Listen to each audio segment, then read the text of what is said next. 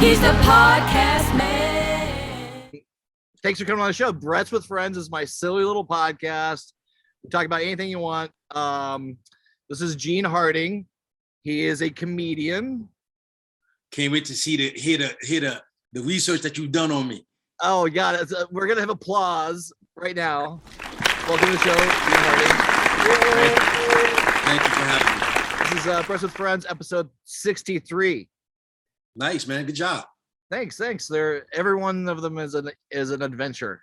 So, hey, thanks to Brian Boom who kind of hooked us up, and thanks for coming on here with a half hour's notice. I always like to make it spontaneous. Your spontaneity is a little offsetting when I got to go find foliage to make sure my backdrop is perfect. Backdrop looks great now. Like it looks great because the perspective is all zooming into the middle of the screen. And you're in the middle of the screen, so it looks great. All right, good. But just let's plan for our next podcast a year from now, so I could have grown some plants to have it ready. Yeah, and Florida, they should grow like crazy, right? Isn't the humid factor? How's the marijuana? How's the weed over there? How's the weed over there? Marijuana. I heard it's good. It smells good. It smells good. Well, then this is one of those little freebie joints they give you the thing. I'll light it up and see. It's not very good. Gotta love Cali. Are you a Florida resident? Yeah, not a native though. I'm sorry. Give us your background. Let's start from a little tiny baby Gene up to now, and let's just go, and then we'll do past, present, and future. All right, the abridged version. I was born in the Bronx. I'm a diehard Yankee fan, Giants fan. Me and the Knicks broke up years ago. And then I left the Bronx. I went to Queens. That's where I went to high school. And then I moved to Long Island. And then I left New York about, 12, probably about 15 years ago, I think. And I went to LA. And I was out there for a few years trying to be an actor, auditioning. But I was just lazy. I was just, messing with girls and drinking my soul away. And then I moved to Florida and to see about a girl, and that didn't work out. But I'm still here in Florida. Yeah, she got you over there, anyways. Yeah. I don't know what kind of voodoo she put on me, but I'm still here. It's called love, baby. Love. Yeah, it's not love. I don't call it that. That's damn sure not what my divorce attorney called it. He called it his paycheck. Yeah, he called it thank you. So how did you so you've been out there for a while now. Can you do, because the comedy scene's been through a lot of stuff. I mean, obviously the COVID, obviously pandemic, and then shut down clubs. And then everybody moved to Austin because of Rogan. Do you know about Kill Tony and the Austin scene and all that stuff? What are your thoughts about Segura going over there? All these other comics going over to Austin, following his lead. I mean, and I'm not mad at that at all. Like, first of all, you got to get in where you fit in. It's survival of the fittest. California wasn't providing what it used to for comics at that level and lower. So, when Joe Rogan made the Exodus, everybody was like, yo, let's go ahead. And so it's kind of like how music, kind of took off in Nashville, Atlanta, and even Austin. The same thing is happening with comedy, right? So, I can't answer that. I'm on a podcast. Oh yeah. You can answer it, just put it on the podcast. Do you want to put them on the podcast too? No, I'm gonna just. Hey, Carla, I'm gonna call you right back, okay? All right. Business call. I'm glad I did that. Yeah. Always do. Hey, your business is paramount. Yeah. We're the only ones gonna watch this, so this is like just an afternoon sort of aperitif. Nah, I really don't care who watches it. That was perfect. I got nothing to hide. Good. So what were you saying?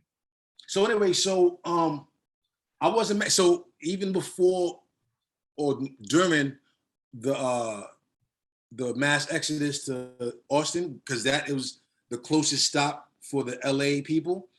The bigger New York comics was coming down here to Florida. So we got a couple of dudes that are either from here or just decided to migrate down here. And so the scene started, getting alive again. But, Florida was a little slow with the mask and COVID and all that. So it's almost like we shut down for a little bit. But a lot of comics knew, like, yo, if they wanted to sneak some shows in, this way they came. Oh, okay. You know what I mean? So I ain't mad at the Austin thing. I was out there. I did Kill Tony when it was in LA, though, before he moved. I got picked for one of the episodes. And then, then I heard, then Dave Chappelle was doing almost like a residency in Austin. Yeah. He was up there a lot. Yeah, he did the Rogan show with Donnell, came on there. And then like a month or two later, Rogan and Chappelle did the show together. Yeah. Which is a big deal for Rogan. I mean, that's gotta be that's like top of the top. He's like Chappelle just gave him a big credit for that. He was opening up for Chappelle a couple of times. Yep. Yeah, they did an event show. I don't know the details, but they did it. They went out like maybe a month or two ago and just did a few nights. That's but they've got Phil Donnell was there. I think he opened for Rogan. Yep. He's so fucking funny, dude. He's I heard they were down here about a month ago at the Hard Rock, and I heard Donnell just blew it through the roof. He's a beast. Yeah. He's a monster when it comes. Look what he's dealing with. He's dealing with Rogan and Chappelle, and he's like, you can't be soft on that squad. He's a murders. I was watching Rogan's podcast with him, and he kept on trying to sell his candles. And Rogan's like, "Hey, easy with the candle selling, all right." He's all, "This is, he's bringing out another. You can have that. You can have that." He's just like pumping promo. He doesn't give a shit. He knows he's got like one chance to do. I like him. I love him. He's great. Yeah. His podcast was pretty funny, but I think yeah, I saw him on Kill Tony. He walked off of Kill Tony. You walked off? Yeah. Why? He walked here. I think in midway he was talking with there's a comic that came on that he didn't know was gonna be there, and he's got a little bit of beef with him, and he just walked off. I think he's probably about 10, 15, 20 minutes into sticking around. He wasn't he could tell he's like, fuck this. This is like 6 months ago or something like that. But yeah, look it up. Yeah, Donnell on Kill Tony. Well, how was your experience on Kill Tony? How'd you like it? It was cool. It was interesting. It was different. So every once in a while, I'll throw myself back in the mix like I'm just starting out, because I kind of like, I want to cover every gamut of this game so I can say I've been there, done that. You know what I mean? So I was on tour for a long time. I did TV. I did some shit. But Kill Tony, nobody knows me out in LA. And my boy was like, yo, let's just go. So I signed up and I got the draw and I went up there. I did great. But the fact that I told him what my prior comedy job was, I was a flight attendant, had them intrigued. Nice. Yeah. We had good conversation. So it was good for that. You know what I'm saying? And then I think I talked to them after the show. And I was going to try to hit them up, like, just, because I could get on the plane like it's Uber. So I was going to just try to hit up a couple of their spots, but I just never did it. I'm listening to you. I sometimes forget to put the timer on, but that's I don't feel no way. No, well, I want to make sure we get these timed out, because I've been really bad on my timing with these lately. Like the last few podcasts, like the one that I did with Bryant, we went basically 3 hours. Oh, and that's going down a huge, crazy rabbit. We're not gonna do that right now. That's why I'm keeping you. Because at one point I turned the timer off with those guys. Let's just keep on going. Let's go. But we're gonna keep it within an hour, because I want to be able to. So I'm gonna have to call this lady before 5. Okay. It's gonna be a quick call. Yeah. Yeah, you can. Do you want to do it right now? And I'll pause the video. Yeah, let's do that. Okay, and we'll come back. We'll be right back. Oh wait, we'll try to show that clip of you and Kill Tony during this break. Make some noise for your next comedian. He goes by the name of Gene Harding. Gene Harding. Lucky back corner. Here we go. Here comes Gene Harding.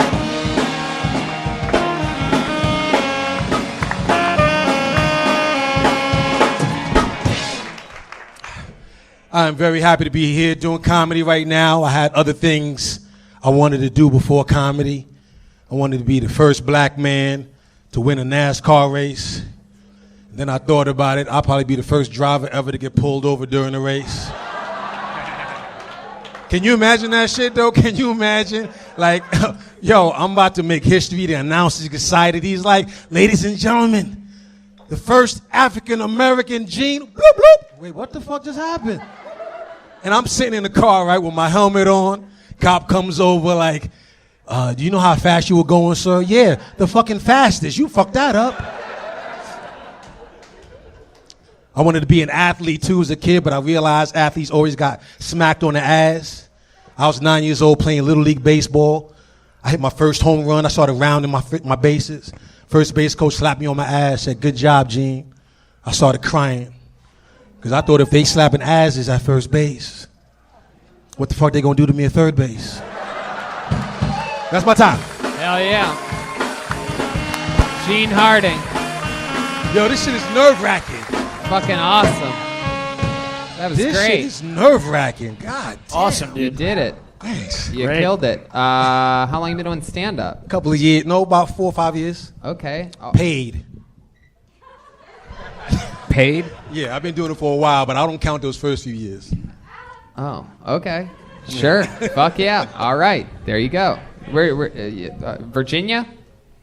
No. Not all black people are from Virginia. North Carolina. Oh, North Carolina? No, I'm from New York City, but I live in Fort Lauderdale. Oh, okay. Florida. Yeah. Fort How Land long of the have you Dome. been in Fort Lauderdale? About 10 years. How did you end up going from New York City to Fort Lauderdale? Because of comedy. That's where the tits are. That's where one tit was. Oh, yeah. Cancer Kinda Oh, girl? one- one pair. I meant one pair. Nah, she wasn't sick. My ex. Wait, what? Oh, your ex meant had to to say- move there for work? Huh? I'm still trying to figure out how You fell in why- love with a woman with one breast. Yeah, she had breast One breast. cancer. Well, she only let me touch one breast. She had two. But no, I got married and she lived in Florida. She let you She lived in touch Florida. one? Wow. Yeah, that's why we got divorced. Yo, listen, when you guys get up here, it's way different than from watching it out there. God Well, yeah, damn. it's different. Yeah. One second you're watching a show, the next you have a mic in your hand and you're performing in a room. And I'm watching Flab. I'm watching all kinds of shit. It's crazy up here. Tell us more about you, Gene. What would we be? What's a fun fact about you? The last guy had a human body attached to his. Yeah. I Do you also am- have a skin pocket? We can. Mine is different. Okay. I got a what's something different about me or strange about me? I think I am the last straight flight attendant left. That is true. You're a flight attendant. Yeah. That is After I just crazy. asked you. Really, you're a real flight attendant? I am. Get the fuck out of here. If you started giving the announcements, I would be like, this guy is hijacking the plane. That is not a flight That's attendant. incredible. What airline? Jet I'm not. Black? Nah, I'm not. Nice. Tony, Nice. Tony, my mind's Just let these fucking racist My- jokes keep coming, huh? Nah. my mind's that was- blown. that was I didn't the know. Beginning. Which one? Spirit? Nah, I'm not telling. Spirit. I still work there. Doesn't- Shit. It's all good. It's all good. We don't want to get you in trouble. Right. spiritual. Have you ever I'll tell been you on a later. flight where something happened, like something serious? Yeah, or- yeah. I was in the back of the plane, and this passenger came up to me. He was frantic because this lady next to him was pissing in the seat. So Spirit. She was Like, She you was just peeing- outed yourself. she was peeing her pants, or she pulled down her pants and was peeing directly on the seat. No. So she was sitting. Well, what happened when he came to tell me, that, I was the only straight guy on the flight. I was the only one that was eager to see the shit. Why? right? We're all. So I ran and I went to go watch. Right. And the lady was sitting there fucked up, and she just pulled her panties to the side and was pissing in the bath bag. And I just stayed her and I let her finish. Are you telling me that somebody went up to the gay flight attendants and was like, someone's pissed in the seat, and they were like, well, whatever. Ew. Well, the thing was, the guy that told was probably gay too. That's why he was uninterested. I never would have left. Wow. Wait. I was happy. You never see that. Like when you gonna see that? Did I you tell watched. her to stop, or did you just kind of No, I didn't. say I didn't tell world her. star? And No. Let's see. Nah. did you just? How did you? What's the protocol on your hairline for that type right. of? I didn't know what it was. I didn't know what to tell her. But I was a gentleman. I let her finish. Now, you said you were sitting in the back of the plane. Do they make you sit there? That's good. That's good. Wow, you're in big trouble, mister. Wow. I'm glad How y'all long- can't see me blushing. How long have you been a flight attendant for? About 18 years. Wow, that's Great, man. incredible. You know, Tony wants to be a pilot, and he's going to learn how to fly a plane, and like he's really interested in anything about airplanes. So. Wow, thanks, Red Band. No, it's cool. You are though. I mean, you can land a plane. Nerd. It's Wait. unbelievable. Are you serious though? Out of nowhere. You really do? What? You really want to be a pilot? I don't want to be. I don't know why he would say that. I don't want I to don't be either, 'cause not you like don't- professionally. Yeah, I you just don't wanna wanna do that. Yeah, definitely not professionally. I'm one of the top young rising stand-up comedians in the world. That's why saying that Tony wants to be a pilot, especially No, on you a live do. podcast. Oh, doesn't make sorry any sense. for outing you. Well, no. What's it's the more- most it's not- fucked it's a up different- thing He's talking about his job. you've seen a pilot Brian's already do? drunk somehow. Most fucked up thing you've seen a pilot do? Most fucked up thing I've seen a pilot do. this is a A big lady one. got on a plane one day, joking around. She was just having fun. She was like, "Yo, hope you're not drunk." And Right. the pilot said, "Oh, you think this is a game?" And went and called for somebody to come drug test him and delayed the flight for like 5 hours. What So kind he of was fucking drunk. loser That's what I'm saying. And that's what of he a wants pilot? to Yeah. But let me ask you this: isn't? No, I don't want to be that. By the way, again, it's just unbelievable. I don't want to be a professional You pilot. shouldn't. Hey, well, again, it wouldn't make any fucking sense. I have a whole tour schedule. I don't want to be a professional pilot. What I want to do is eventually have an airplane and fucking fly it. Right. My own little airplane, like a fucking baller. Hey. I don't want to be a professional pilot. So stop saying that I want So- to do that. And you never say it again, you fucking morons. It's a whole different thing. I said between- pilot. I said no, pilot. No, you said Tony wants to. No. I no. did. We're not going to argue about it now. Now we're going deeper. I didn't would even know there like was a to difference. Piss Wow. in Mom, an Dad, airport in stop a it. be. seat. Too. Yeah, I would like to piss on a I plane. can never get away with that shit. No, I wouldn't either, but I'll do it. I can't So, wait. I can't Gene, wait. what's it like being a broke-ass Wayne Brady? Changing the subject from piloting a plane. So- really, I didn't want to do that to you. I So, don't Gene, mind- when yo. did you find out that Tony wanted to become a pilot? There you go. There it is. There it is. He did it again. Yeah, Jeremiah, you wacky motherfucker. Oh man, you let a little insight into what gets under your skin, and that makes me feel good. Yeah, that's great. I love it. It's hilarious every time. It's great. I love it. I love it. Really doesn't make any sense. It's the show, not really my skin. It's not about that. The more we talk about it, the deeper The it more gets. I love No, it. because I it's love just it. I off think, subject. It's off the subject of the guest, but which seems to be a regular only disclaimer. misunderstanding with you. It's taken Only from the guest. disclaimer. Like I said, I am the last straight one. Well, not when I become a pilot, my Exactly. friend. Exactly. No. That's what I'm trying to get at. There you go. I have to knock down this stupid improv ball. There you go. Gene Harding, everybody. Thank you, man. I appreciate There you you go. guys. Great set. Thanks, guys.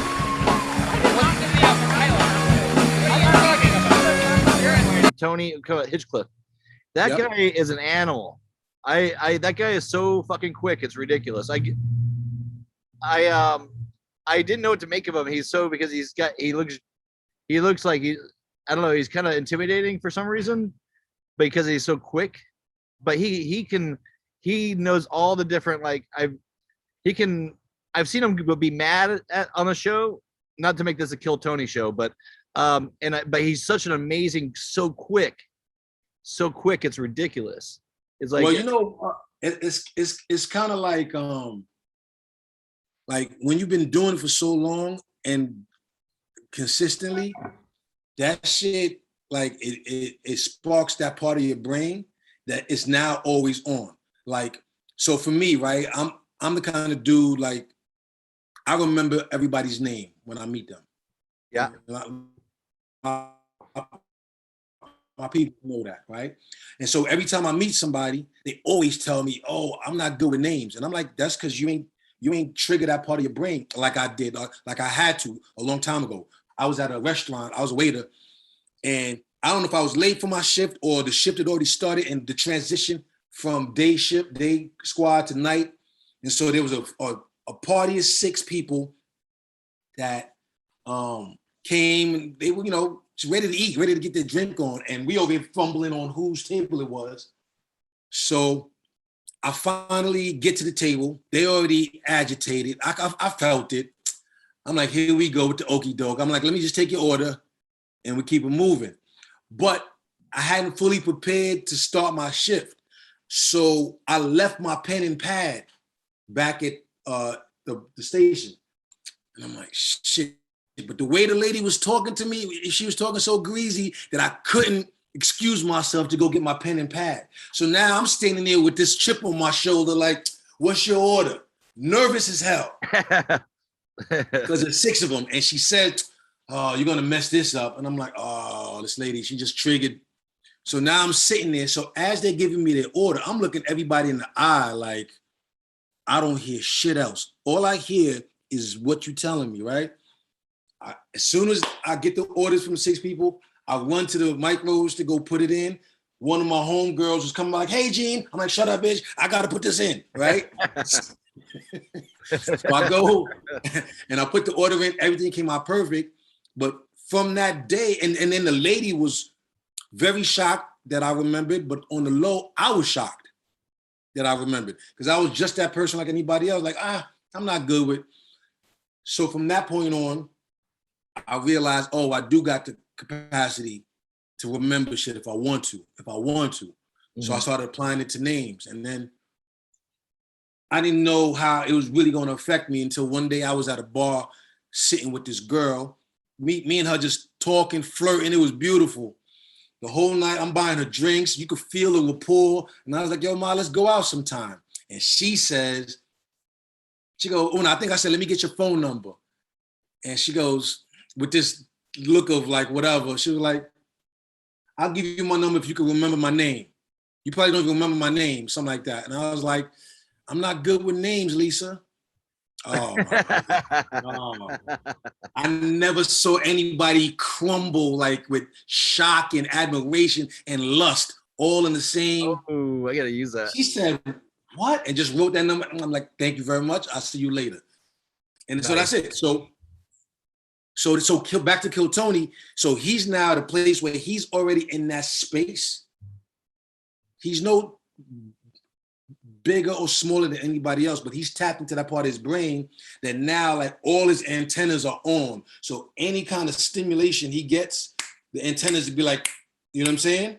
Yeah. Yeah. And I was getting that you're describing what I was thinking about him after I've been watching him now for a few years now. I've been watching the progression and the evolution of it. Yeah. And I could see, oh, he's automatic. He's already got, he described it perfectly because he's so like, I've seen a set that he did outside of when he did a set, a comedy set, which as, you know, as civilian, not a civilian, stand-up comic, but in an audience that didn't know him. And he went out there and just laid waste to the entire fucking thing. He killed hard. Like they didn't know where he was coming from because he sounds effeminate, but he looks like he's like a serpent. Yeah. Do you watch you know, just get back into the restaurant business real quick because I was a waiter for like a long time, and I was in a situation. I knew I needed to get out of it when I started treating. But I was annoying myself. Yeah. I was like the kid in Office Space at the TGI Fridays with with the flare. Yeah, the flare. I was the white guy with the blonde hair. That was me. Hi, how you doing? Hey, how you guys doing? Like, I'm not even hungry no more. You know, I started correcting people. I worked at Marie Callender's for like a long time, and there's a round table of Black women, and and this is towards the end where, because I no longer, I've been in it for like 10 years, and I started when I did this, I knew it triggered something in me. I was like, she goes, "Can I get the salmon?" And I was like, salmon. I was like, "Oh, salmon. We pronounce it salmon." And I was like, as I'm saying that in the back of my head, I was like, I need to get out of this job because that was not right for me to correct her speech. But I didn't know what she was saying at first, so I was making it, But when I said that, when you start treating your customers like that, I was like, and she was cool, but I mean that's not right. Hold on, Brett. So you corrected her with the correct pronunciation of that word? Say it again. And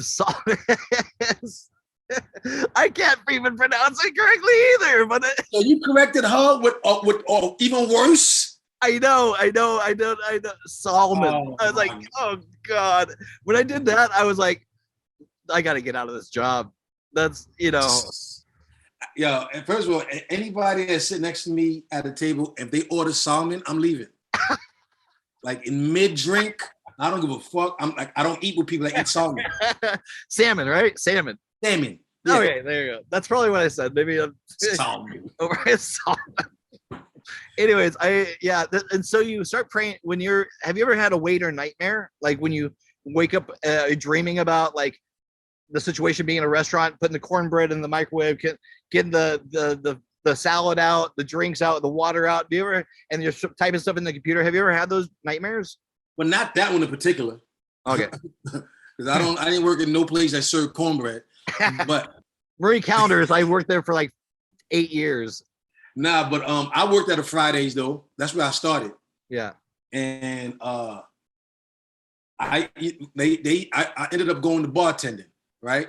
And when you bartend, you had to learn how to flip and do I forgot what they called it, flair.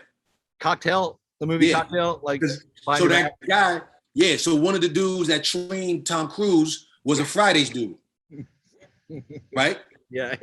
He was nice with it. Like I swear to God, he was I think his name was Rocky out of Vegas, but he was one of the dudes that used to go around the world and win because he was nice. So he trained Tom Cruise for that movie.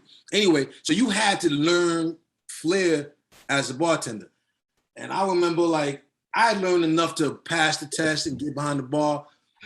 And I had people behind the bar and I was doing my tricks. It might even been a competition. And I just remember I flipped that bottle and the way that shit cracked and hit this lady in the face. Oh man. I was like, yo, why am I doing this to myself, man? Like, I think that was the last time I bartended. No, I'm lying. That's the last time I turned the bottle up. Yeah. But I had some nightmares. Yeah. Walking to the table with the whole tray of strawberry daiquiris and fucking tripped and the whole shit spilled on this lady. Oh. Yo.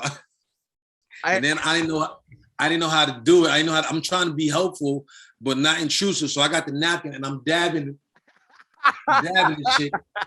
Trying to like just help her out. Like she's like, if you don't get the fuck off of me, I'm gonna kill you. I did something bad. And these are great to get these stories out because I never get a chance to tell them real quick. But you can relate to it because the teapot on the glass, small glass plate with the tea in it, with the cup. Yeah. All the shit's balancing on there, right? And so you're supposed to. I actually poured part of the hot water into the lap of this old woman when I was setting it down. It was like a nightmare. She was it's like it's like a glass bottom thing. And anyways, that's like anyways. I don't know. See, we didn't get sued for shit like that back then. This is like back before this is like in the 94s, 93s, 92s, 90s. People wasn't ratting like they are now. Yeah.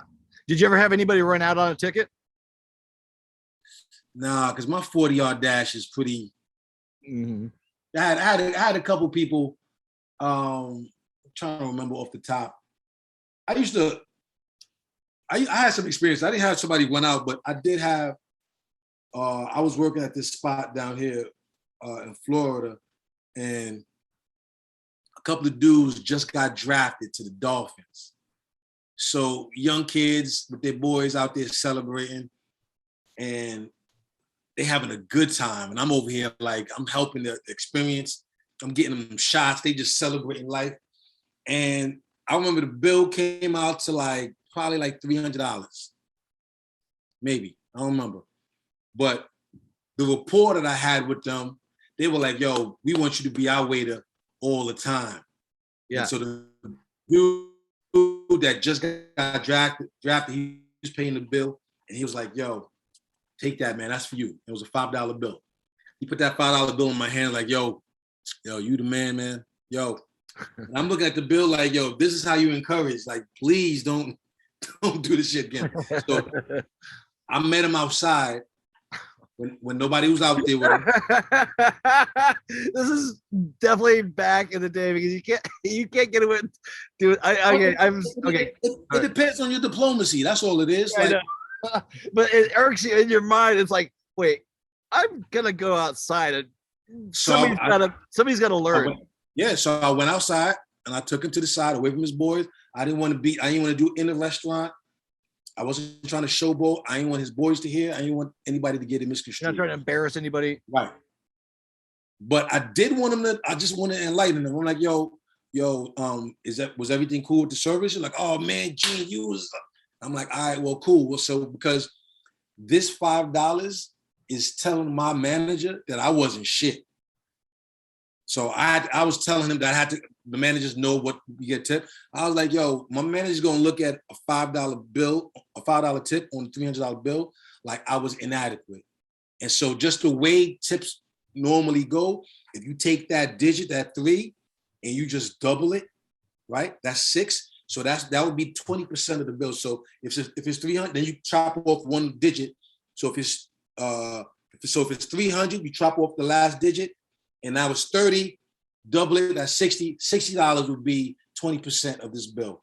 And that is how you go forward to let the waiter know that you fuck with them. Wow. And I could see his face looking in the sky, like, and I could see him like, I ain't had to do math since 8th grade, but this shit is enlightening. Like it was a light bulb. Yeah. He's an athlete. He's an athlete. Nobody taught him how to tip. Nobody told him that's how we live off. Nobody even said, not even just for an athlete, for a lot of people, they don't even know how to get to the 20%. Unless, that's why some restaurants had to start putting a suggestion down at the bottom because people kind of stupid. Yeah. So I taught that dude how to so he gave me the money and life was good. And he went on to become the number 1 player in the season. Yeah, no, he got cut, I think, right? No, he's got your job. He got cut, right. He's waiting for this right now.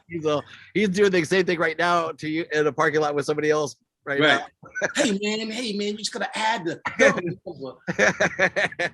I tried to follow his career too. I think he went on another team and I didn't hear much about him at all. Do you this is actually kind of might be an interesting subject because do you know where tipping came from? Where it came from? No. You? I would tear this apart, but it's actually kind of interesting because this is what I heard. Tipping became where when I don't know if it was after the Civil War or before the Civil War, where ex-slaves weren't being paid for much and they would run the restaurants and cook and wait tables and all this stuff. And the owners didn't pay them. And so it was up to people that came to the restaurant. That's how they would make their money because the people that owned the restaurant and gave them a job didn't pay them. Right. So that's when they would be tipping was invented, I think. I could be completely wrong, but I remember hearing something about that, which is interesting, right? Interesting. Because I wonder, so how did that extend to strip clubs? When did they become mandatory? That was before tipping. Right. Maybe become mandatory for when a girl just rolls up to me and just says, "Hi, can I get a tip?" I'm like, "For what? What was your service that you provided just now? You just walked by me. No, I don't got it." Maybe. Oh, actually, so the stripping tipping came first. I'm sure. It was an ex-slave that was working at the strip club. Boom. We're making history. Right. That's the story that we going with. This is a Brett's with Friends exclusive. Harriet Tubman had an underground strip club. Yeah. What do you Getting what do you canceled. what do you what do you make of like the current state of the comedy scene? You got to kind of look at it from from a less objective lens because of COVID. But what I do think is that the playing field got leveled. Hello, you got me? Yeah, I got you. You're back. I feel like the playing field got leveled because of COVID. So it didn't matter if you was at the top of the food chain or at the bottom. We all had to make do of this new world, make the adjustments. We all had to gravitate to social media. And so I personally have seen some people skyrocket because of the lockdown and social media. I've seen it. I'm watching it like, oh, wow. Like they just blew up because they had nothing else to do.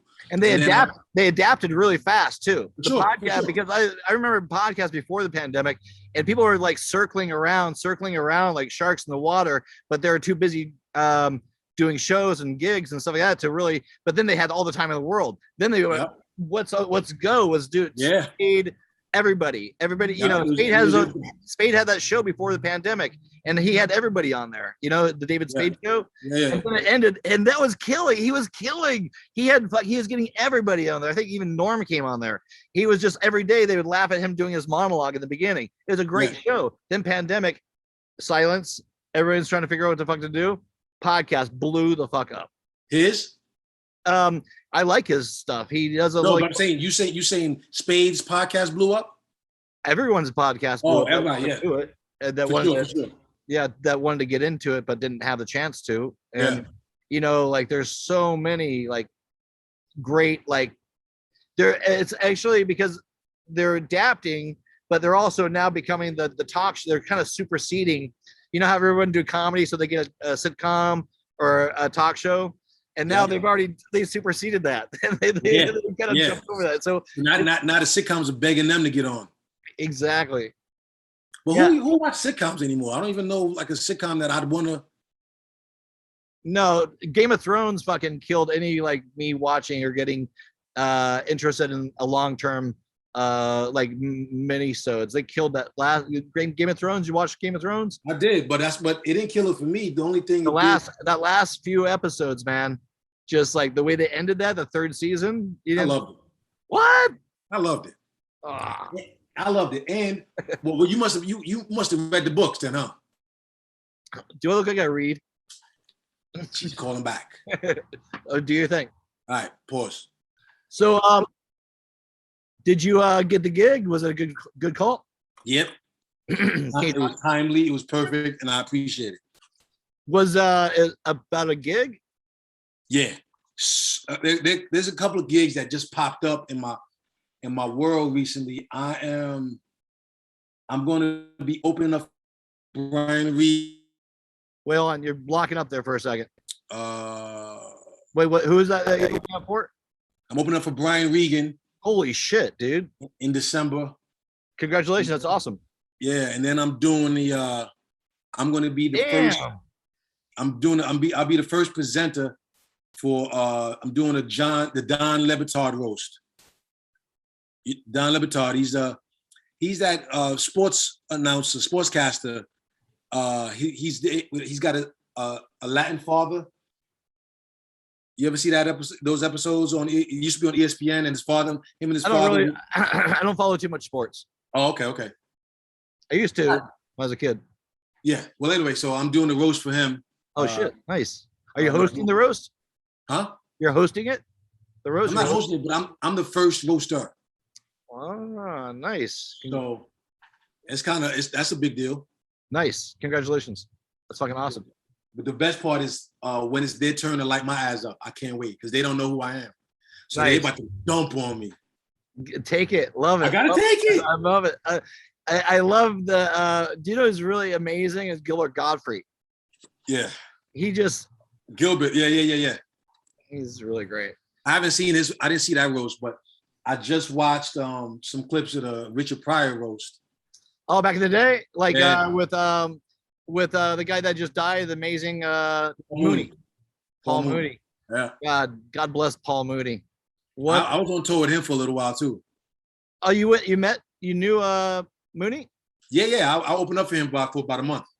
Wow, can you give us a Paul Mooney story? I'm a big fan of his Negrodamus, et cetera, Hollywood Shuffle, all this stuff. I mean, I got a lot of Paul Mooney stories that I got to, keep in the archives. Okay. But he was he was an interesting dude. His daughter was, at the time when I was on tour with him, his daughter was his road manager. And we used to go out, and she used to, me and her I took him to some club in Miami, and I forget what was going on there, but I was over here talking to some other girl, like just chilling. And then next thing you know, I hear like melee at the door, and I'm like, what happened? And then I see Paul Mooney's daughter getting kicked out of the club. And then she's outside cursing the bouncers out. And I'm like, what the fuck is going on? And I'm the only person that's with her. So I'm like, yo, and I don't know what kind of conversation they got into, but they were like, yo, she's got to go. So if she goes, I got to go. So I'm like, yo, you cock blocking me right now. Oh, yeah, I'm doing really good. I was just in the mix. Yeah. So, that was about it. It wasn't too much going on. It was fun working with them because I got to learn a lot about when he traveled, how he moved, how his fan base was. It was interesting. He's a wild cat. I went down even before he was passing away, I kind of was just the guy's whole thing. He just I don't know. There's only one Paul Mooney. I mean, we've all heard some weird stories about him and Richard Pryor's kid. Maybe something happened because he is. I don't know the details, but it just seems like, I mean, that original Paul Mooney roasting Pryor back in, that was like that whole panel was like, that's like, it reminds me of the Dean Martin roast, but it was like so. And when Pryor came on and roasted them, that's the best. Like when because what the roasters forget that is the dude is coming up. He's clean up. Yeah, he's gonna clean the mess. So when you're dumping, have at it. But he's coming up and especially it's Pryor. Yeah, it ain't like Justin Bieber or anybody else that you got to write your shit. Like Pryor's coming, he's already coming on stage with a loaded gun. Yeah. And then he gets to hear okay. All right, let me take the gloves off. What did he call Paul Mooney? He was like give a shout out to my good friend Paul Mooney, better known amongst us as Miss Thing. And so it begins. Oh, amazing. And Pryor was originally supposed to be in Saddles. You know that, right? He was supposed to be that black guy? Yeah. Cleavon Little. He was originally going to play that. That makes sense. But Brooks was like, oh, I need you to not be on drugs. And right. Then he had a cast. Yeah, vaguely. That's Blazing Saddles is one of the best comedies ever. Very underrated. Because the racism was at such a level. Like it was there was some shit that like if you slept on that movie, you missed some of the things that they was doing. Like I'm gonna go watch it again. It's been a while. Yeah, it's good to grease the wheel with that one because that just every second is a joke. Like the joke thermometer or barometer was like it was hitting red. Yeah, it's ding ding ding, like out of the park. Out of the park though, like I loved it. Like Slim Pickens. Which one was that? Slim Pickens was a cowboy. He's that old character actor, kind of a big guy, white guy. He was he played Mongo. Wait, you guys. he's like, you guys, this is the dude on day, rapping the dude on day thing. He's like, you guys are dance around here like a bunch of Kansas City faggots.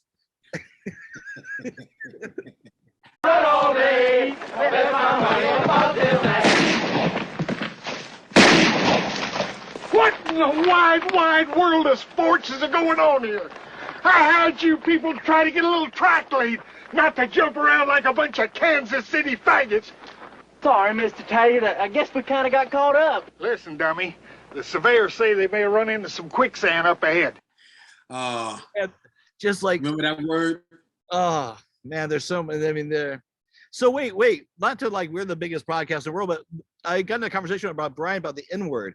What's do you know the history of that word or your thoughts about not using that word? It's made careers, it's built careers, it's destroyed careers. That's the one. That's the one thing. From now on, I got to put that in my writer. I'm not having that conversation. Okay, totally. Because it's just a hard. It's a hard thing to convey if you're not in that world. It's kind of like trying to convince a woman why it should be okay if I say the C word. So I just never say it. Mm-hmm. You know what I mean? So I just don't. I don't talk about it. It gets ugly and hairy. No, totally. But I'm glad to know that Brian was using it. No, we were. He was in the Air Force. I love your private powwows about to. Well, no, your rallies. I mean, I don't know. It's a stream of consciousness. It came up in my brain, so I kind of, I don't know, keep things raw. But so where the status of the comedy world, how when you're booking shows and stuff like that, do you are you trying to book up the whole year? Are you just constantly trying to fit it like in like a puzzle pieces where you can be at to do these shows and what's opening up and how they're doing their shows? Are they're still masking, right, at the shows, right? No, not down here. Okay. Not down here and not with the vaccine. Like I think you might have to wear a mask. Some clubs, you might have to wear a mask to go in. Some places you got to wear a mask if you're not sitting at the table. Yeah.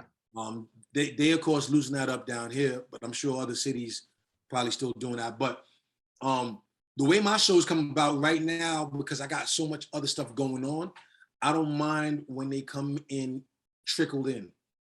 So like I'm not actively going out for gigs because I got my plate full with a lot of other stuff. But when they come in, then I make room for it. So like, this phone call or, Brian Regan gig, like if they come in, like I kind of shift everything so that could fit. And then that usually begets other gigs and stuff like that, especially down in Florida. Like my name got a little buzz. So I do a lot of these local shows. I'm still performing at saloons and pubs and shit. Yeah. You know what I mean? But it's enough for people to be like, oh, okay, I want to go see him or not, whatever, How do you find the audiences to be in various spots? Are there some audiences that you like more than other? I mean, like, you don't have to name places or clubs, but are there certain areas that you like to go to more than other areas? No, so you know what? Like, I need a smarter fan base, right? But because I was a flight attendant for so long, I was traveling around for free. So when I first started, I was doing comedy shows and open mics in different cities. I was already getting like a global flavor instead of just being pigeoned into where I'm from and doing local topics. You know what I'm saying? I had to broaden my shit because I'd be in New York one night, Florida the next, and I'm out in Tulsa, Oklahoma. So my shit just became a universal connection rather than just a geographical one. Yeah. So I did I remember one time when I first started, I did a show down here in Fort Lauderdale, Hollywood. It was one of my first few shows. Like maybe I had only done like maybe 2 shows prior. And I did this show, probably 300 people, packed, murdered it. Right? Murdered it. Nice. I took that same set. I got on the plane. I went and opened up for Donnell Rawlins in Harlem. Yeah. I ate the biggest dick on stage. Oh man, It didn't land. It didn't land. Why do you think it didn't land? Well, because at the time, I think I was writing small-mindedly. Like I wrote those jokes for what I thought these people down here in Florida would like. But because it killed so hard, I thought I could take that same shit and just go anywhere with it. Yeah, New York was like, nah, money, we're not doing that here. We're not doing that here. Did you know did you know right away when you got on stage, or did you? How did you know? The first joke that came out of my throat when I heard that deafening silence, I said, "Oh, my shit is short-lived, man. I got to go check my college credits, see if I still got a chance for this next semester, because this comedy shit ain't gonna work." And then, but then what's interesting was the dude that went after me, and then of course Donnell Rawlings. They murdered it. So I was like, oh, I can't blame it on the crowd. I can't blame it on nobody. It was me. So I learned that valuable lesson. Like, so, I'm able now to like gauge. Like I did a show in Huntsville, Alabama, right? Yep. If my brain if I didn't have the open-mindedness, I'd have went in there slinging at what I thought Huntsville, Alabama was supposed to be like. Yeah. But I didn't. Then I find out that they got the most amount of astronauts, like rocket scientists, per capita in Huntsville, Alabama. Uh-huh. So they were like cowboy geniuses sitting in the audience that was getting my shit. You know what I mean? But I would have went in there. If I didn't open my mind, I'd have been like, oh man, these jokes ain't gonna work in Huntsville, Alabama. Yeah. You know what I'm saying? Yeah. So that just goes with being professional and sizing it up and like acclimating to the environment instead of having a preconceived expectation or notion. Right. Well, it was like what I was saying about what Tony Hillcliffe, what's his name? What's his last name? Hitchcliffe? Yeah, Hinchcliffe. Tony Hinchcliffe. Yeah. Well, yeah. So it's kind of like that. Like, automatic. This is what I think. I think you don't just develop your actual joke delivery or your joke writing in comedy. I think what's crucial is you got to develop what I call that bed of antennas. So we all have antennas that pick up information, and then it goes to the brain, and then the brain responds. Whether it's physical, like you touch a fire, or it's emotional, you watch something that makes you cry. So we all have antennas. And what a lot of comics, the good ones, they develop a knack to be able to listen to those antennas more or faster. Mm-hmm. So when we get to stimulation, my brain is already, boom, it's already, not that it's rehearsed, not that I ever did it before, but I'm in tune with those antennas. So when I get that shit, like, boom, I could give you something that sometimes it shocks us. Yeah, like we hear everybody laughing on the low. We're like, yo, I just pull that shit off. I don't know where that came from. Uh-huh. You're the conduit. You're the funnel of that. Yeah, very much. You're the tuning fork of that information, and when you're confident with it, you let it fly. Because I'm confident in that I can have a response for a lot of stimuli real quick. Mm-hmm, mm-hmm. I don't have to know what it is. Like you can just toss up anything. I don't have to know what it is. And like sometimes it works, sometimes it doesn't. But you get to practice how to use that skill more often. Yeah, there's do you know about the Rick Overton's like set list? When they do those set list things where it's all improv based on the audiences, they have like Rick Overton recently did a special where it's called Rick Overton's Set List, and I guess set list is a form of comedy where it's getting. I don't think it's improv because you're not doing skits with it, but you're relating to what's just the audience puts down a card and you make a joke out of it. Yeah, it's an automatic and you got to be sort of automatic for that. That's when I interviewed him, that's sort of what we were talking about as well. But so the confidence level, how often are you writing? I don't have like a set schedule when I write. I've been writing a lot more lately. because I just did my first comedy special. We filmed it a few months ago, and so now we're just in post-production and getting ready to push. But so now I've been writing more so that I could retire those jokes and then, start building for another special sometime in the future. How long is the special? About an hour. Oh, nice. Can you tell us the name of that special, or is it too soon? Oh, we didn't get that far. We just we just in the editing process, and I'm still trying to think of the name. I want to see the final product, and then see what I'm inspired to call it. Yeah, and then did you guys shoot that in Florida? Yeah. Packed house? Yeah, 2 shows.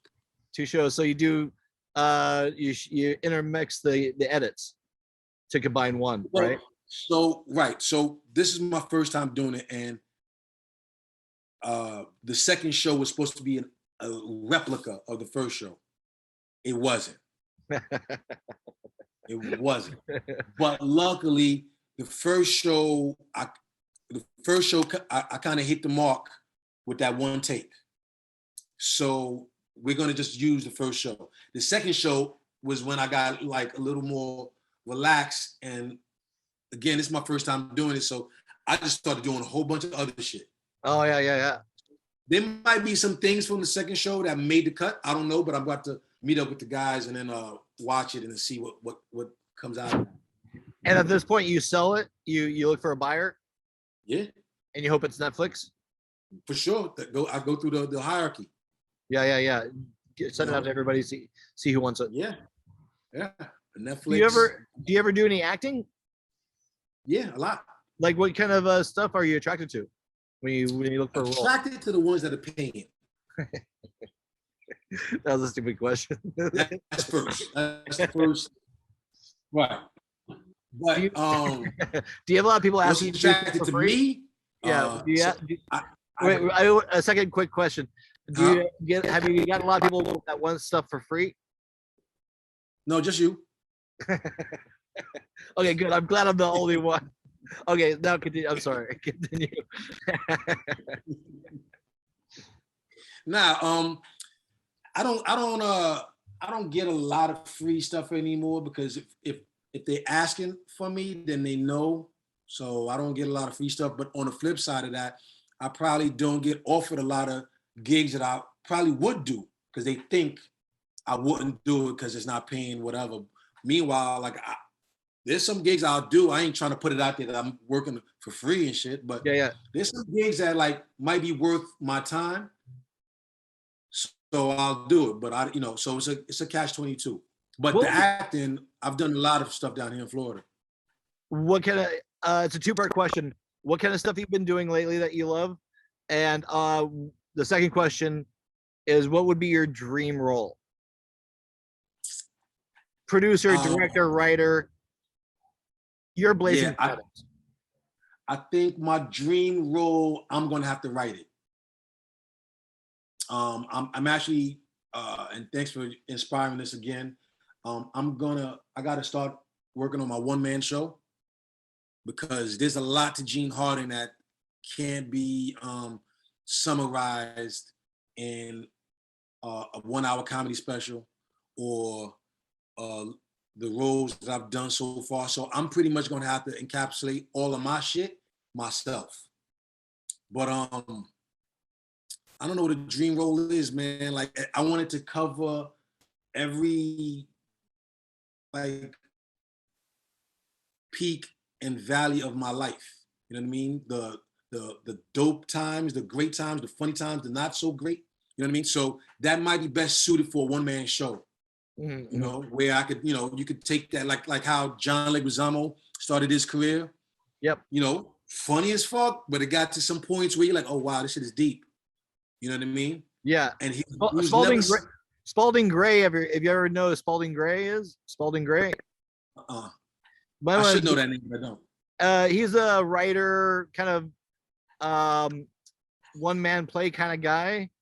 Yeah. Where he did these sort of an Eric Bogosian sort of thing.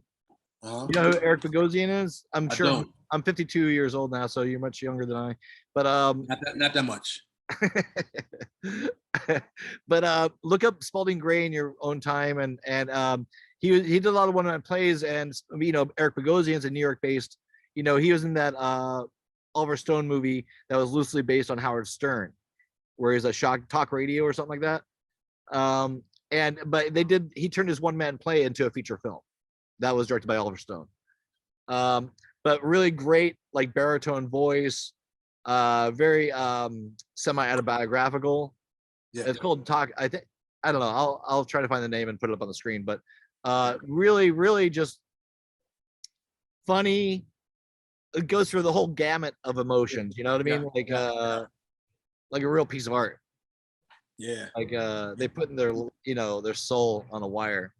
And that's that. I remember seeing John Leguizamo's Freak, and I was in awe, because that's a lot of us. That's a lot of us comics. Jamie Foxx got it, where there's so much more to us than just a ha-ha that we present on stage.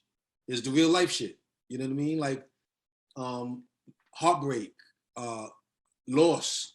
You know what I mean? A lot of stuff that, sometimes people don't want to hear about it, because if you're a comedian, you got to be funny all the damn time. Yeah. And it ain't always the case. You know what I'm saying? Yeah. I'm reaching for another beer. No, but so all that stuff, that heartbreak, I mean, it just is woven into the fabric of the comedy that you're doing.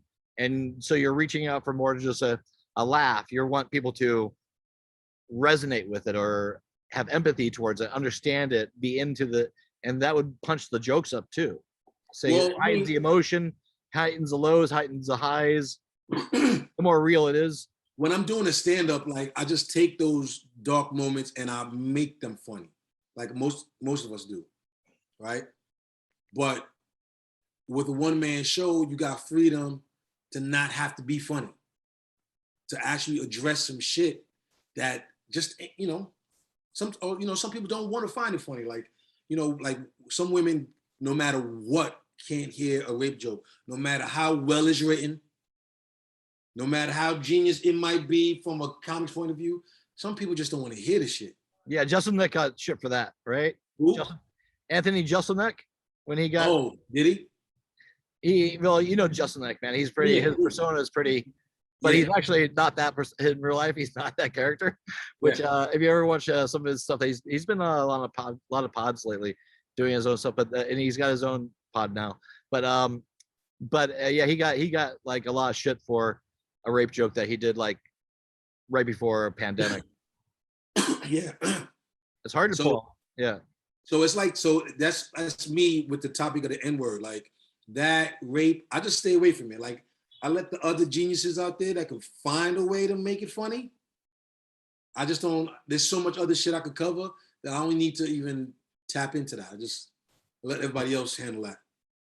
You know what I'm saying? Yeah. Do you have a set for I mean, this guy, not even assuming that you'd want to do one, but do you ever do corporate gigs? And how does can you give us a picture into that world as opposed to the regular stand-up world that you do? All right. Is there a difference?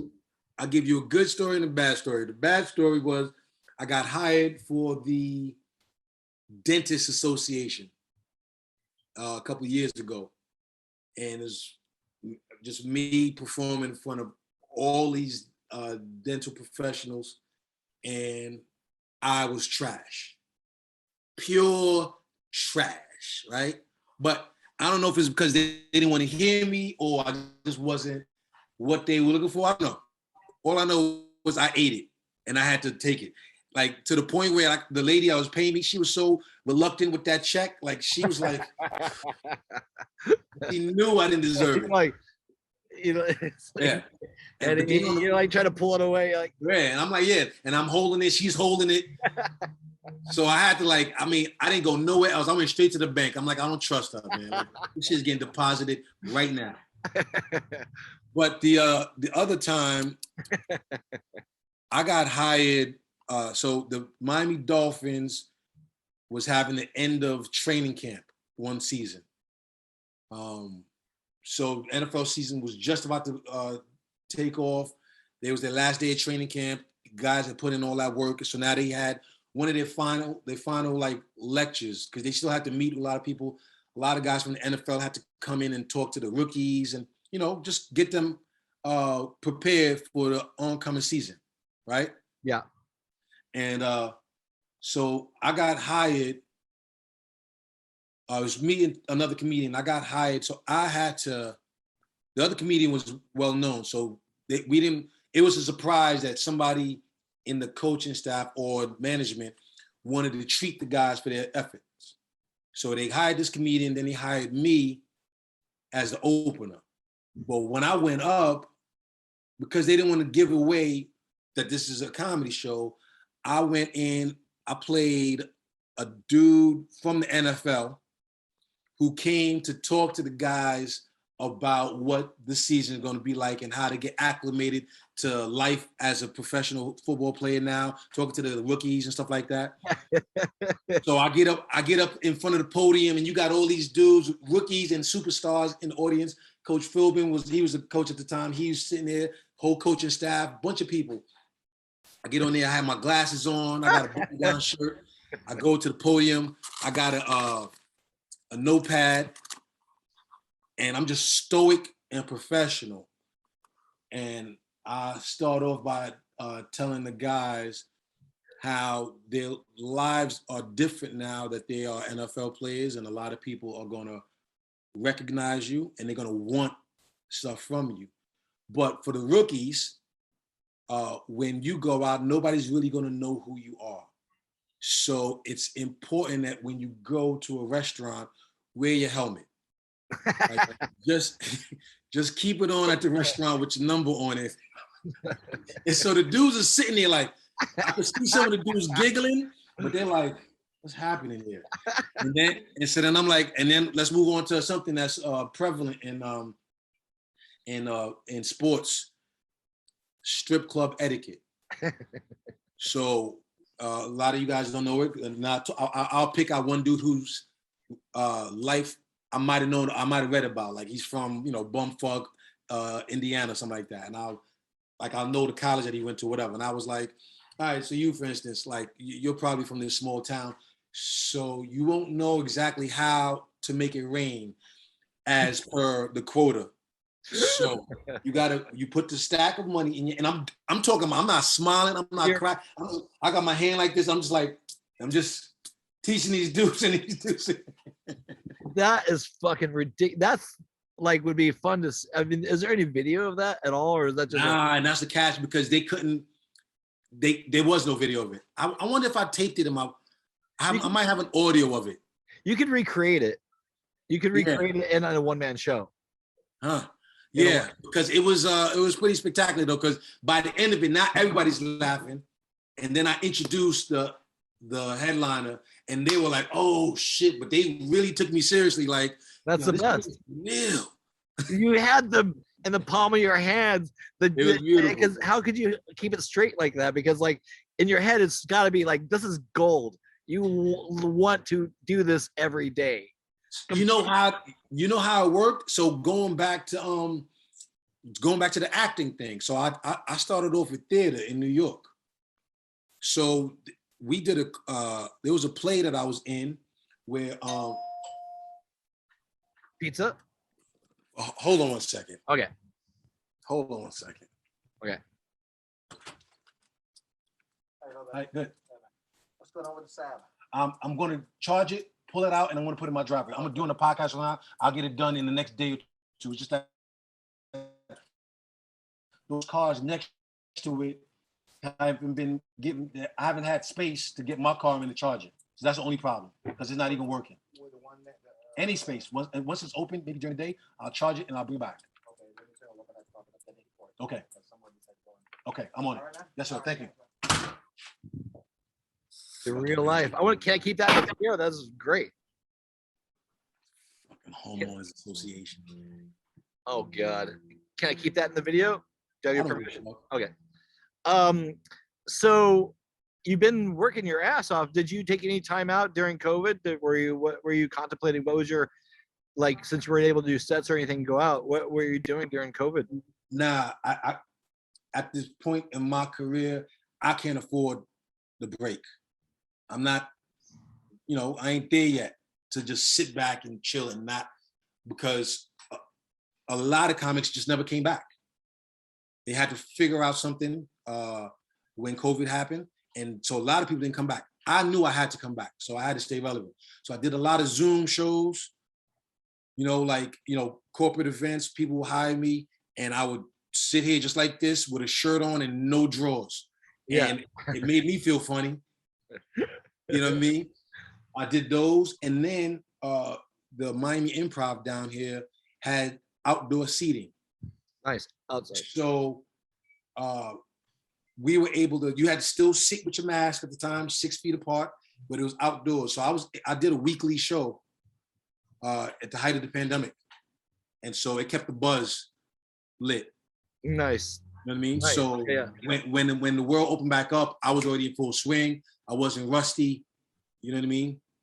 Yeah. Yeah. You kept the oil greased or Yep, for sure. Keep it Mhm. going. I So did.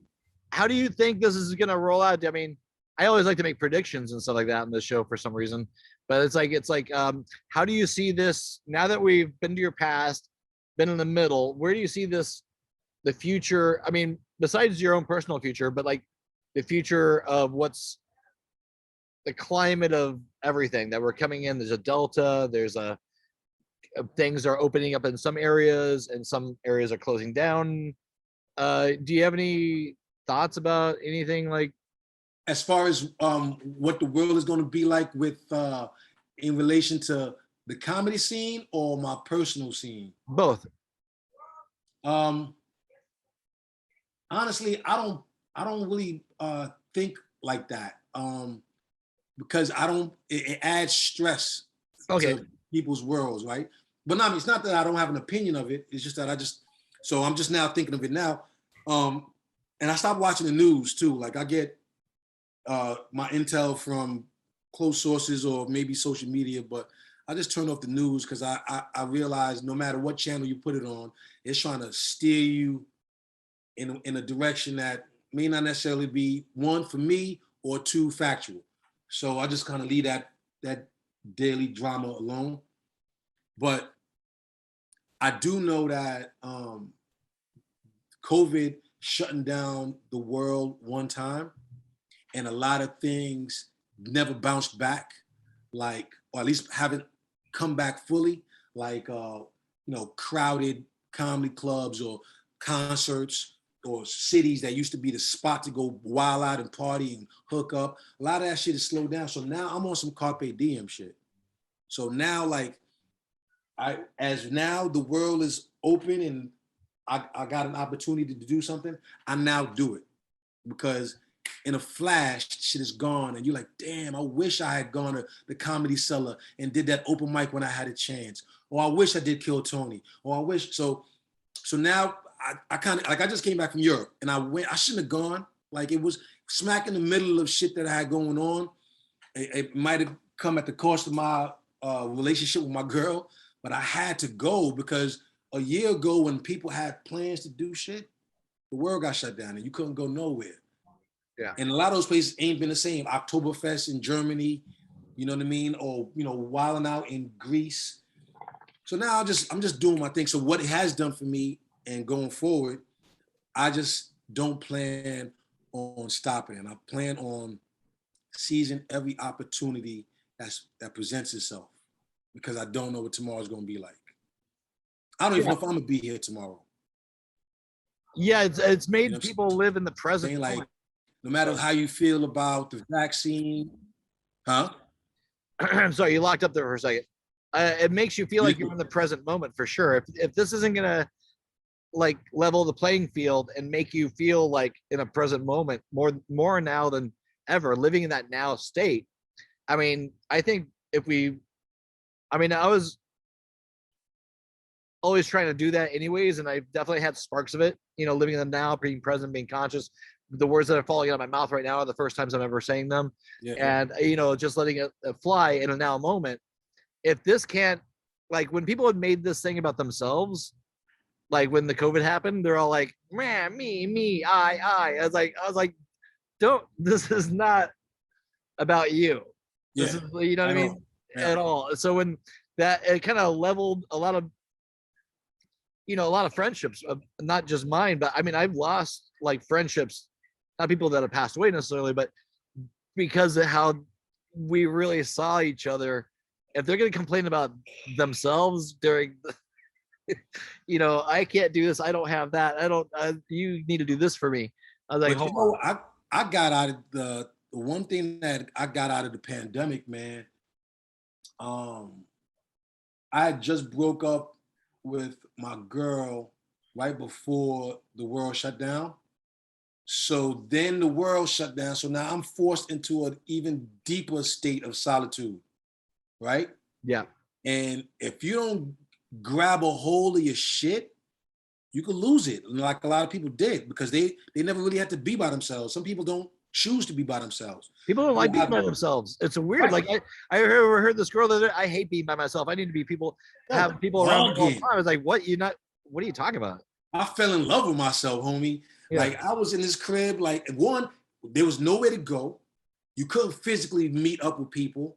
So you were forced to be like, I was home chilling and I didn't realize how much I liked me, because I was always like chasing the affection or the validation from other people, whether it be drinking with my boys or trying to get a date with a girl, whatever it was. I was always running around trying to mask whatever it is I was running from with them. And then this shit happened, and now I'm stuck with me and my thoughts and my reality. And then I came out of it a way better person, a way better comedian.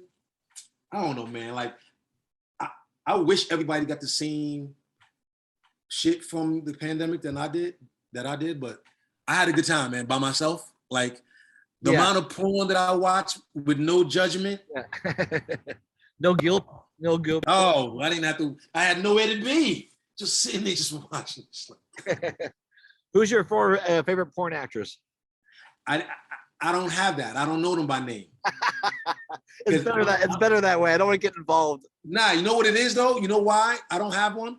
Because I'm a sucker for what seems to be real or spontaneous. So I was watching like woman surprise pizza man with a blowjob. You know what I'm saying? Like, but there was some real joints where the dude really didn't know what was going on. They even blurred his face. And you oh yeah, I don't want to see his face. We're all guys. But it made it real to me because I'm like, yo, what happens next? And the lady goes to get her money, then the towel drops. Oops! I'm like, oh, look at, and I'm just sitting there. Like, oh, this shit is, because I don't like it to see. I don't want to watch rehearsed shit. No. So if a girl has a name, I wasn't watching her. Yeah. Like the real. Unless she was that good, I might give her a second shot. But normally, I want you to give me that stage name. I never heard of you. Yeah. I want you to be. My only problem though was like the clickbait, like how they'll tell you college girl bangs the whole team, right? Then you click on it and it's some grown ass cougar with pigtails. Oh yeah. In little plaid dress. I'm like, come on, she far from, this is postgraduate. This ain't college. This is not what I wanted. This is like adult school. Yeah, like come on. This is I didn't like the clickbait. So, but I watched a lot though. Yeah. I watched a lot.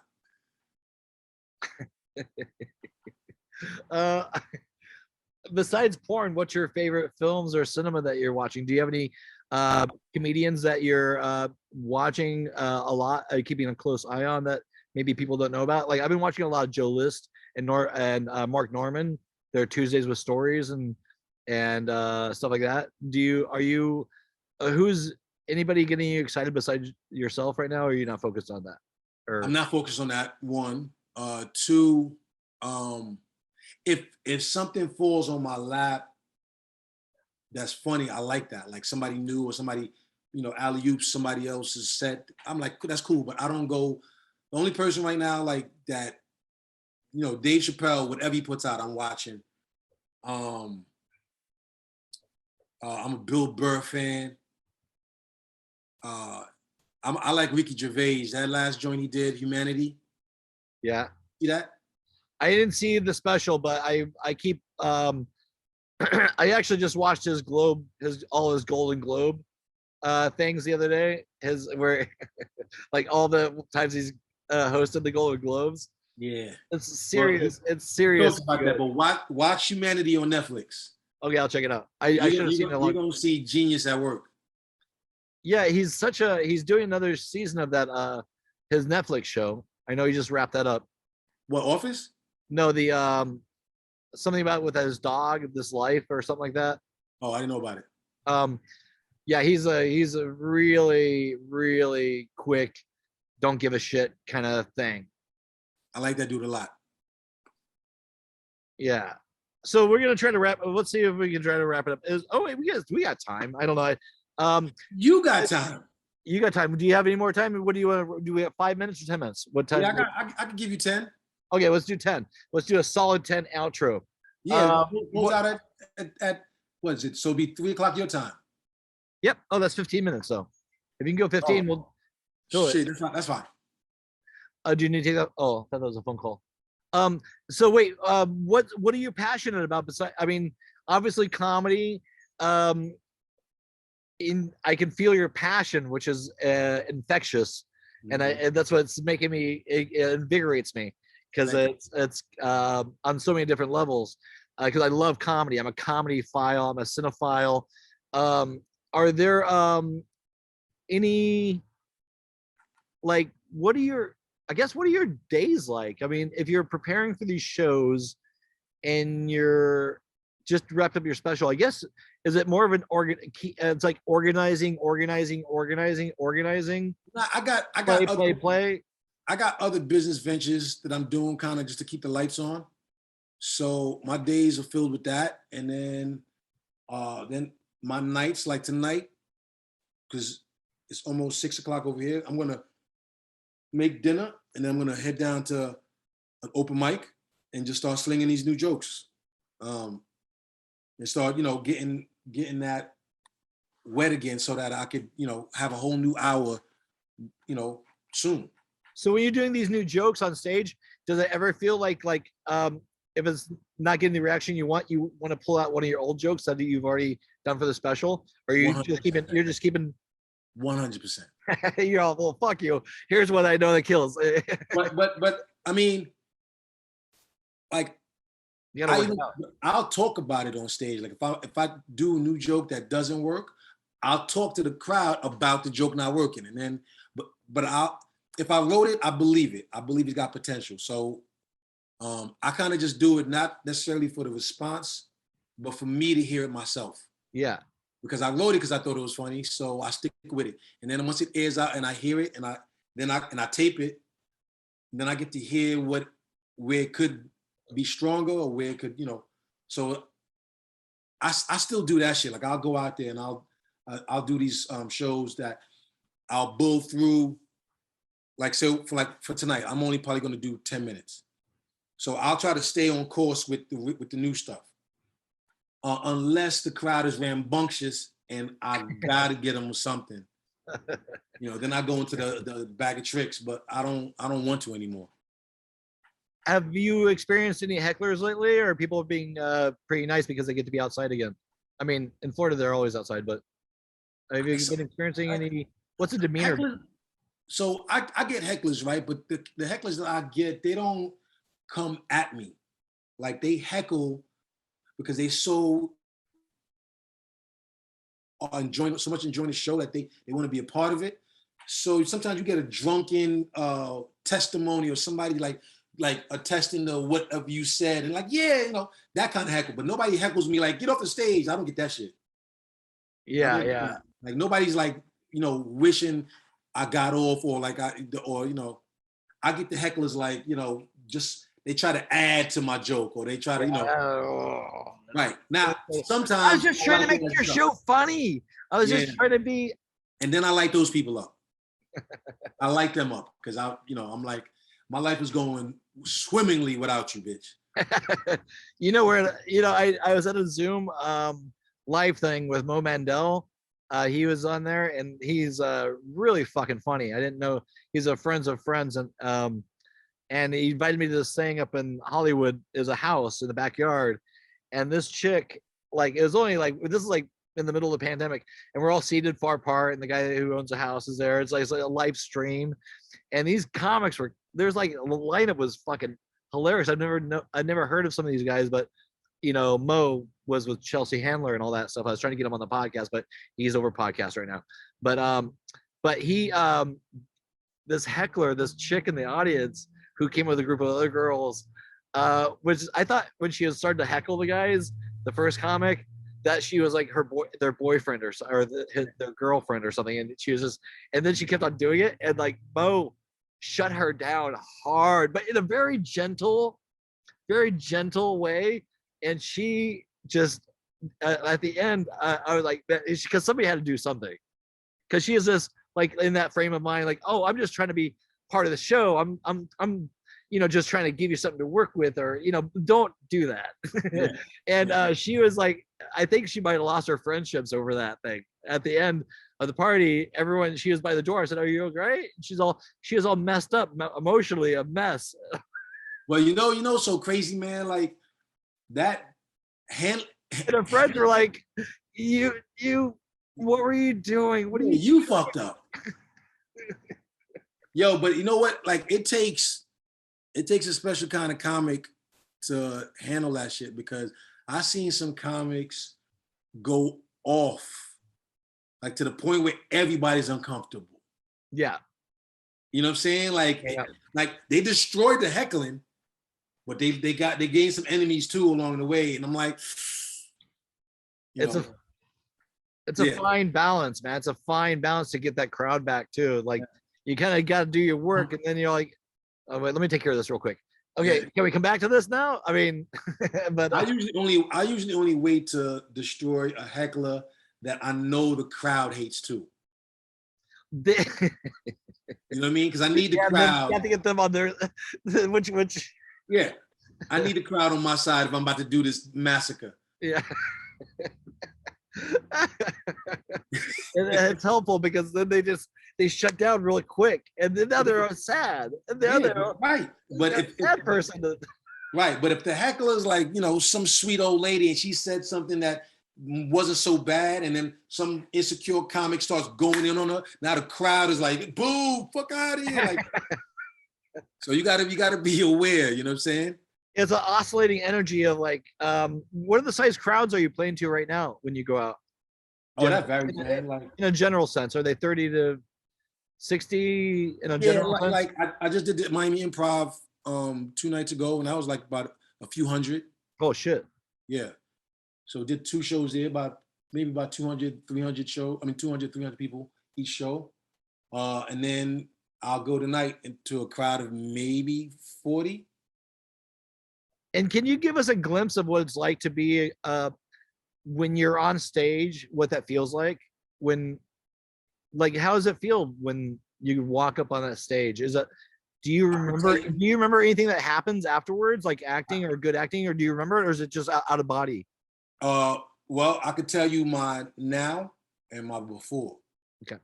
Now, I like getting on. What up? Oh, listen to the acting stuff here. So now, like I get on stage with like I know my shit, and I know who I am. You know what I'm saying? So I could get on it, and I could still be nervous, not knowing what I'm gonna get from the crowd. You know what I'm saying? But I walk differently. Like I just walk like I get on that stage. I know what to do now. Like I know the mechanics. But that very first time, I went through an out-of-body experience that I just don't recommend to anybody if you're not built for this.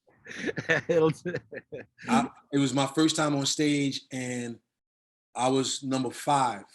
That was my slot. And the dude that went up before me, he was, a pretty seasoned local guy at the time. I don't remember his name at all, but I remember like I was so nervous before I was getting on stage, like sweats, every fluid was trying to leave my body. And I remember thinking to myself, like, yo, why you torturing yourself, homeboy? Like, just go home, go hide under the bed, and just stay there. And don't come out. No, don't come out. Like, have your food delivered. You know what I'm saying? And just live your life under the bed. But this torture you put yourself through. So as I'm entertaining this shit about leaving, people that I had invited started coming around the corner. I'm like, oh, now I'm held accountable. So you know what I'm saying? People took off to see my very first time. Yeah. So the dude that goes up before me gets on stage and he said, now it's about 300 people in the audience, rambunctious, fun-loving crowd, you know, whatever. And the dude got on stage and he said, so I just moved to San Francisco and I remember watching the Rice-A-Roni commercials about San Francisco when I was a kid. And it always said, Rice-A-Roni, the San Francisco treat. He said, I've been here for a week and I know that the San Francisco treat is cock. And the crowd loses it, right? And I'm going next, like, what the fuck am I supposed to do right now? 300 people are bugging out laughing. And I'm like, oh, and then so when I did finally get called on stage, I had a blackout moment. Because it was kind of like, you ever get like pain or you ever see somebody get hit so hard or it was so painful that they don't even give you a response, they're just in shock? Yeah.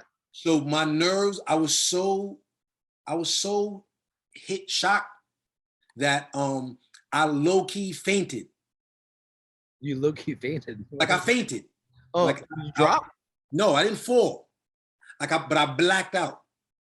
Because the nerves, the shock was so much. When I got on the stage, like I stood and I must have fainted about 0.2 seconds. And I had lights in my face. I hear the crowd, people calling my name that I brought.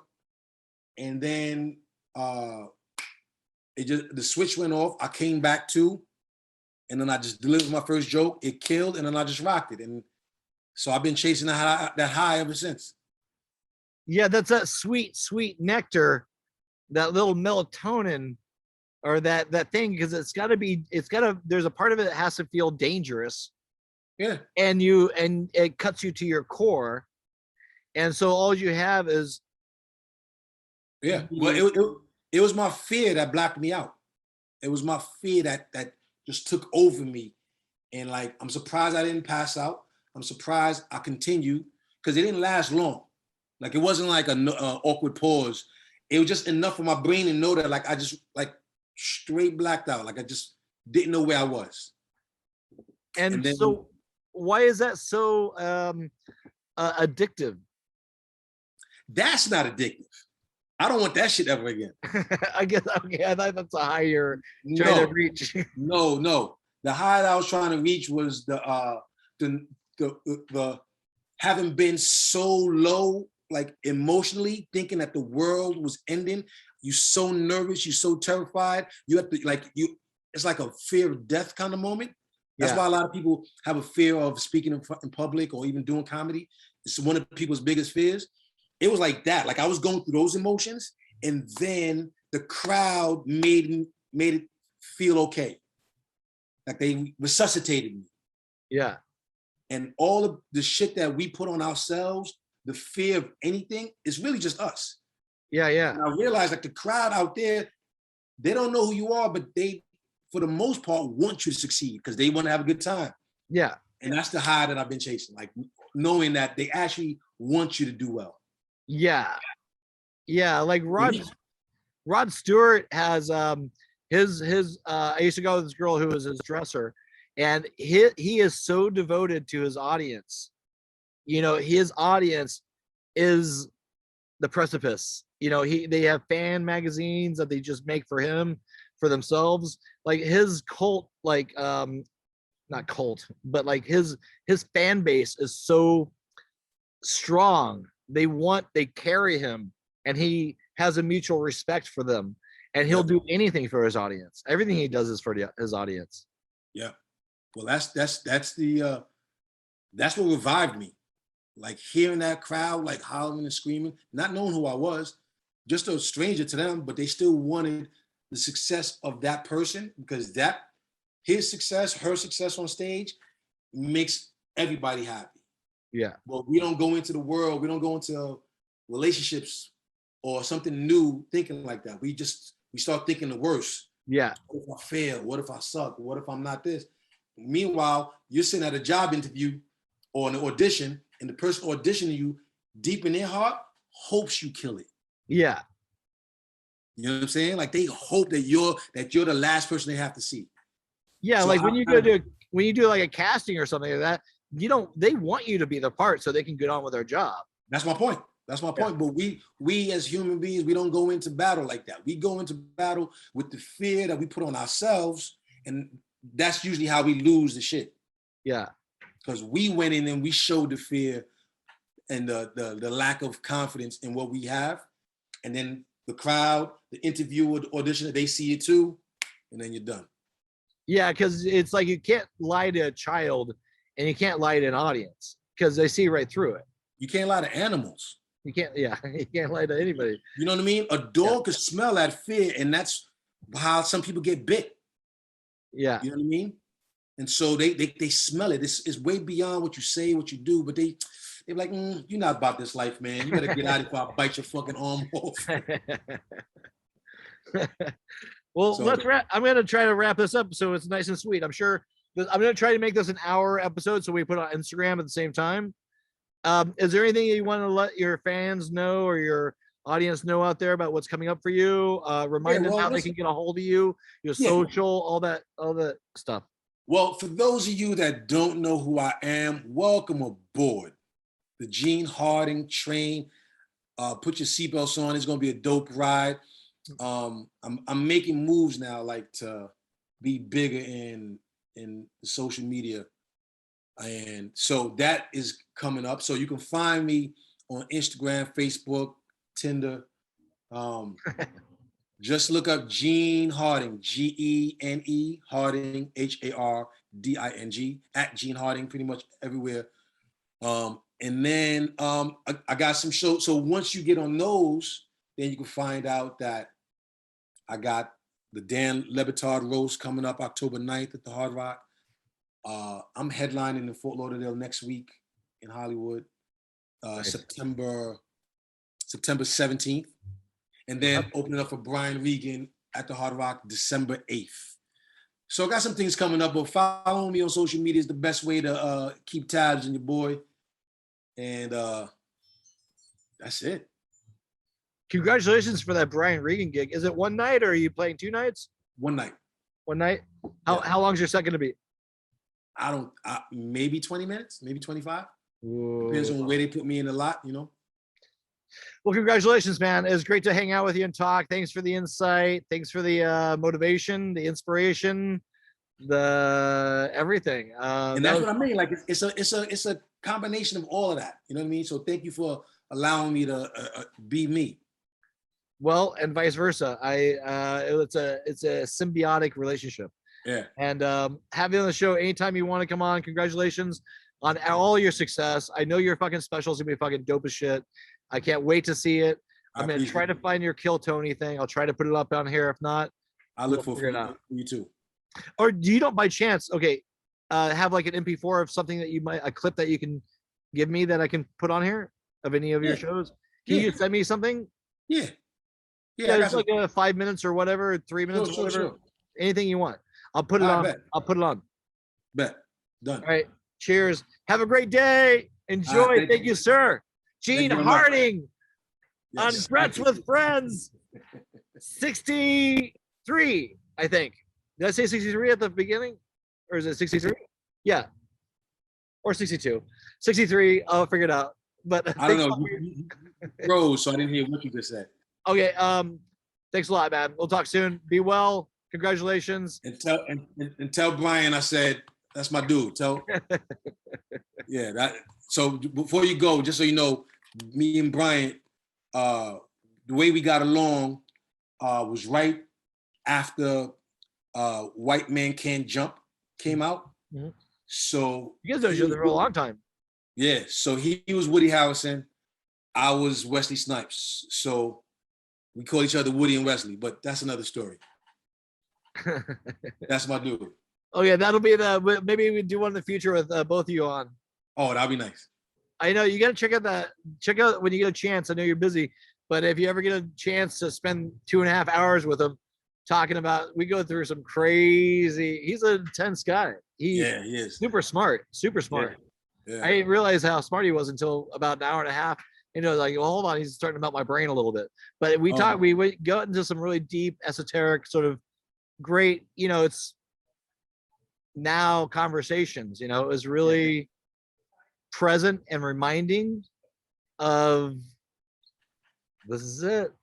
Enjoy yourselves because this is every day is a new day, and we're living in this crazy time where technology and everything's just sped up.